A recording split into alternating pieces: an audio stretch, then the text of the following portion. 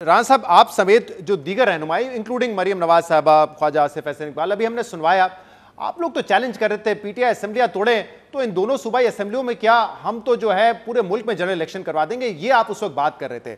अब मामला ये है कि आपके गवर्नर्स जो है वो डेट देने के लिए तैयार नहीं है, इलेक्शन कमीशन मुआवनत मांगता है, आप कहते हैं ना सिक्योरिटी देंगे ना फंड्स देंगे।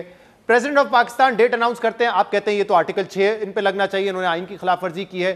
सुप्रीम कोर्ट सुमोटो लेता है तो आप कह रहे हैं कि सुमोटो क्यों ले रहे हैं, तो इसका मतलब तो आप इलेक्शन से भागना चाहते हैं ना। वो तो सिर्फ अपने एक जबानी जमा खर्ची था ना कि हम इलेक्शन लड़ने के लिए तैयार हैं, आप नहीं लड़ना चाहते, इसीलिए कोई भी इकदाम उठाता है, आप उसके सामने ज़बानी जमा खर्च कैसे हुआ? नहीं, ज़बानी जमा खर्च कैसे हुआ भाई? हम तो ये कल सरगोदे कोई हम वहाँ पे कोई जो है वो कोई कारोबार करने के लिए गए हुए थे या कोई और हमारा वहाँ पे कोई एजेंडा था? इलेक्शन लड़ने के लिए गए हुए थे। वर्कर्स कन्वेंशन जो है वो इलेक्शन लड़ने के लिए किया। हम अपने टिकट होल्डर से एमएनए एमपी से जो है वो 4-5 घंटे की मीटिंग की, वो इलेक्शन लड़ने के लिए की।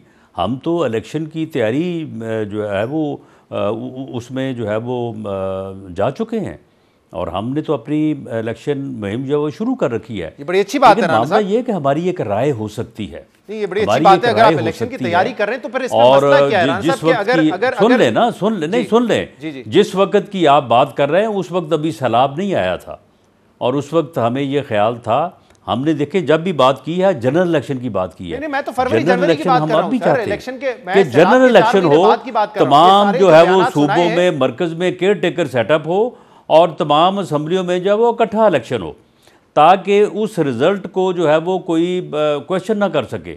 वरना ये फितना जो है ये दोबारा इसी काम पे शुरू हो जाएगा। ये फितना जो है ये तो चाहता है कि मुल्क में अफरा तफरी और अनारकी रहे। हम इस फितने को ये जो है वो बहाना नहीं देना चाहते, इसलिए हम चाहते हैं कि पूरे मुल्क में केयर टेकर सेटअप हो और जनरल इलेक्शन हो। राना साहब, एक तो जो उस वक्त सैलाब नहीं आया था, उस वक्त सिंध में ऐसे हालात नहीं थे कि जनरल इलेक्शन नहीं हो सकते। जो बयानात सुनाए हैं वो तो असेंबली तोड़ने से चंद रोज पहले के हैं, यानी कि जनवरी के वो शॉर्ट्स हैं, वो सारे बयानात आपके उस वक्त के हैं। लेकिन मैं कह रहा हूं कि अगर आप इलेक्शन लड़ने के लिए तैयार हैं तो फिर सदर पाकिस्तान डेट दे या सुमोटो लेके सुप्रीम कोर्ट इस नतीजे पे पहुंचे कि कौन डेट देगा, इस पर एतराज क्यों करते हैं? डेट देने दें, आपको भी पीटीआई की तरह जल्दी होनी चाहिए कि डेट दें ताकि हम इलेक्शन में जाएं। आप नहीं करते ये? नहीं, मामला ये है कि हमें जल्दी जो है वो कोई सूबाई असम्बलियों के इलेक्शन करवाने में नहीं है। हमें हमारी राय ये है कि ये जनरल इलेक्शन होने चाहिए और चारों सूबाई और कौमी असम्बली के होने चाहिए। पूरे मुल्क में केयर टेकर सेटअप होना चाहिए। आइन में जो स्कीम जो कॉन्सेप्ट दिया है उसके मुताबिक होने चाहिए। ये जल्दी जो है ये सिर्फ इस फितने को है, ये फितना चाहता है कि आइनी तौर पे जो कंसेप्ट दिया गया है उसके मुताबिक इलेक्शन ना हो, ताकि मुझे हारने के बाद दोबारा से जो है वो कोई लॉन्ग मार्च करने का, फितना फैलाने का, तो राना साहब, टू बी स्पेसिफिक, आपकी जमात जो है इन दो असेंबलियों में, सिर्फ इन दो असेंबलियों में 90 दिन के अंदर इंतखाबात करवाने के खिलाफ है कि इन दो असेंबलियों में इलेक्शन नहीं होने चाहिए 90 दिन के अंदर। जी, हम देखें, इलेक्शन करवाना जो है वो इलेक्शन कमीशन का काम है, हमारी एक राय है और जो हमने सदर ममलकत के तारीख देने की मुखालफत की तो वो सही की है। सदर जो है वो वर्कर ना बने पीटीआई का, तो सदर ममलकत बने। सदर पाकिस्तान है तो वो सदर पाकिस्तान वाला काम करे ना। और रही बात सो मोटो नोटिस की, सो मोटो नोटिस जो है वो चीफ जस्टिस का प्रोगेटिव है।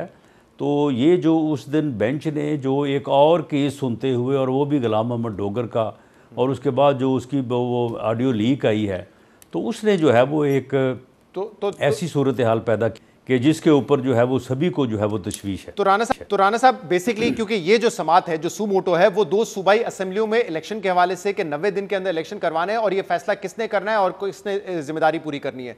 तो यहां पे जो आपके वकला होंगे वो पार्टी का मौकिफ ये रखेंगे कि हम इस इलेक्शन के खिलाफ है कि दोनों सूबाई असेंबलियों में इलेक्शन नहीं होने चाहिए 90 दिन के अंदर। ये आपका मौकिफ होगा?